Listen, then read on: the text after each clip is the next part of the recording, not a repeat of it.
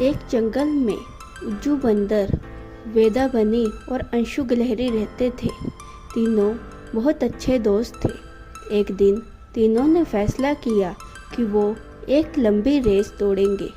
Race दौड़ने के लिए उन तीनों ने एक जगह को भी चुना।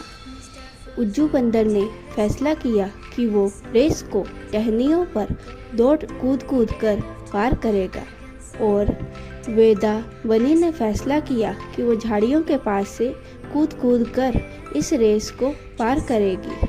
अंशु गिलहरी ने फैसला किया कि वो ज़मीन पर दौड़कर इस रेस को पार करेगी।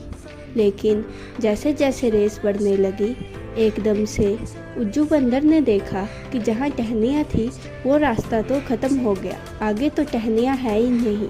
वो ज़मीन पर आके बैठ गया और अंशु गिलहरी देखती है कि उसके पैर कीचड़ में फंस चुके हैं।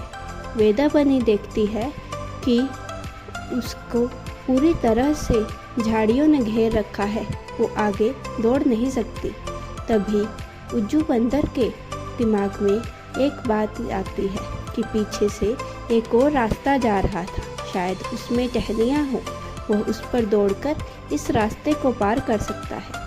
इसलिए वो वापस गया और फिर उस रास्ते को ढूंढकर टहनियों पर कूद कूद कर अपनी रेस को पूरा करने लगा। तभी वेदा बनी को भी याद आया कि रास्ता था पीछे एक, जिस पर वो आसानी से कूद कूद कर जा सकती थी। उसने भी पीछे मुड़ने का और उस रास्ते को चुनने का फैसला किया। तभी अंशु गिलहरी को याद आया कि पीछे एक रास्ता था, उसमें कीचड़ कम था। वो उस रास्ते पर वापस चली गई। इस तरह से तीनों दोस्तों ने रास्ता बदलकर अपनी रेस को पूरा किया। इस कहानी से हमें ये शिक्षा मिलती है कि हाँ, अगर हमने किसी काम को पूरा करने के लिए कोई योजना बनाई है तो ये बहुत अच्छी बात है, लेकिन अगर आगे कुछ समस्याएं आती है, उनसे बचने के लिए हमें हर वक्त सजग रहना चाहिए। इसलिए आसपास ध्यान देना चाहिए। जैसे इन तीनों ने अपने आसपास ध्यान दिया और अपनी रेस को पूरा करने के लिए अपनी चतुराई का फ़ायदा उठाया। शिक्षा